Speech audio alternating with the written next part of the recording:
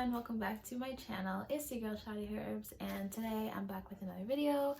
Today I'm going to be talking to you guys about how to stop settling for less. If you're interested in watching, stay tuned.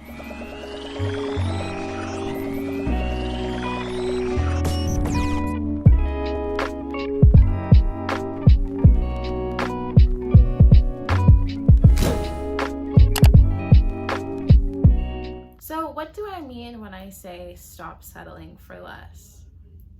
Well, I'm talking about this in regards to like relationships and friendships and your self-esteem. So I guess this could essentially, it can be related to all different variations and variables and aspects of life. So yeah. Anyway, throughout the years, I've come to the realization that we all have our own currency. And this currency is measured by how much self-esteem and confidence we have within ourselves. When I was younger, when I was about 18 or 19 years old, I didn't have a lot of, let's call it self-currency. I didn't have a lot of it.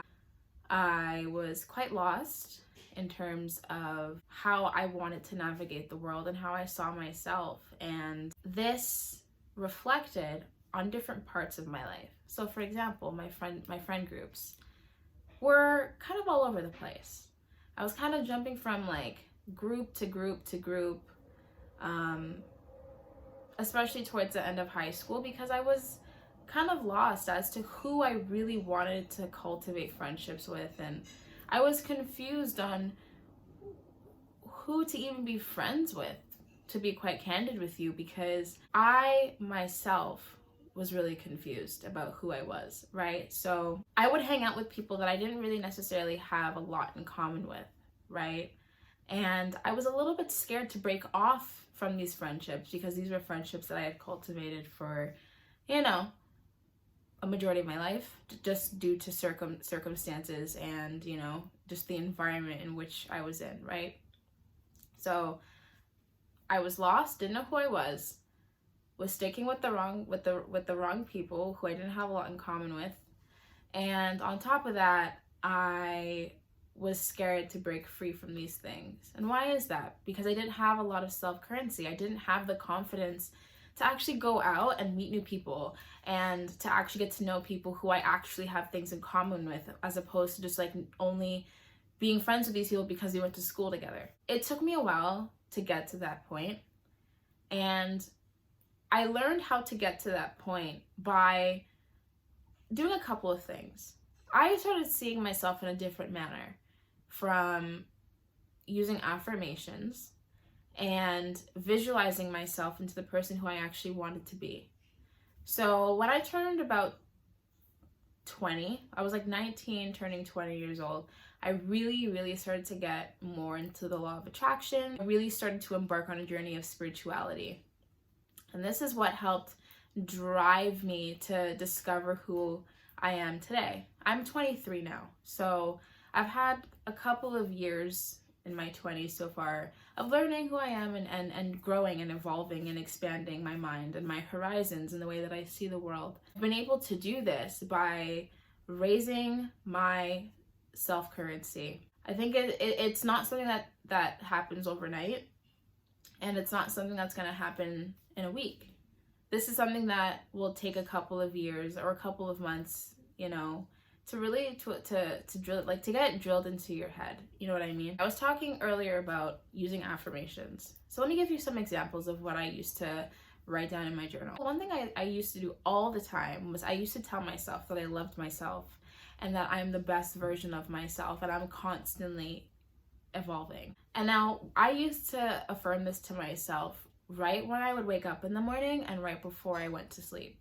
Now, you might be asking, why did you do it in that order? Why did you only do it when you woke up and right before you went to sleep? And I'll tell you why. Your subconscious mind is the most receptive when you wake up in the morning and right before you fall asleep. And your subconscious mind literally drives what manifests into your external reality and your external world. That's one of the reasons why, for example, I tell people never to sleep with the TV on, especially on the news, because the news is really negative. And when negativity seeps into your subconscious mind, well, what does that mean? It means that your external reality will also be negative. I'm not saying it'll be negative on all frontiers, but it will. You'll definitely notice a significant difference.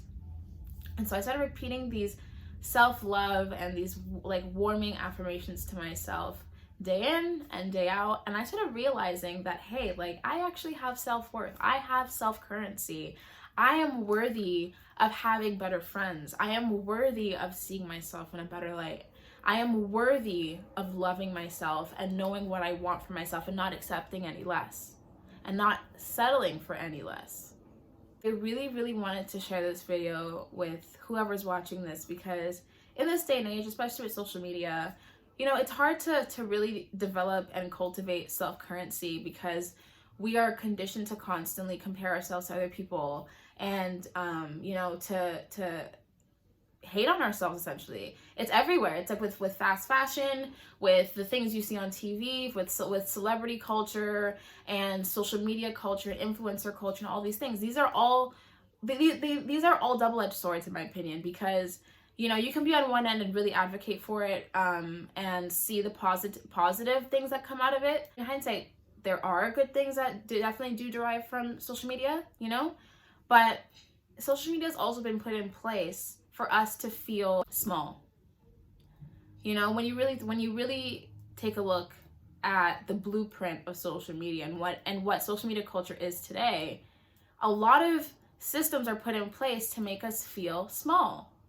Now, am I bashing on people who have lots of followers and have lots of influence? Absolutely not, because a lot of these people are using their influence and their voices to speak about issues that need to be addressed and need to be talked about. I think that's the most amazing thing about social media, is that you can convey a message and reach people's hearts and change people's lives and transform people's minds. I think that's one of the greatest things about social media. But there's also a darker part to social media that I think that needs to, you know, continuously be talked about and addressed. And I definitely do think that there is a shift going on. I definitely do think that celebrity culture is dying, but it's still a prevalent issue.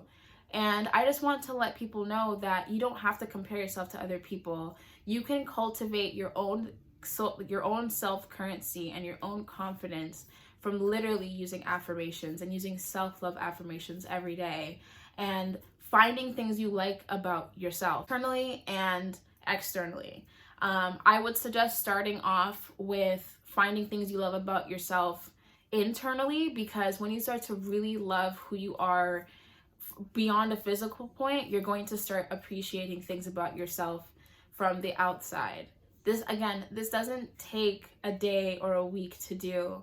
This has to be consistently done, but it can be done, and I am proof of it. I used to be really depressed. I used to literally hate myself. Like, sometimes I literally would go on my old Tumblr account, and like sometimes like I would read the things that I used to say about myself, and it's crazy to see how I used to like talk to myself and the way that I used to view myself. It's like a night and day difference.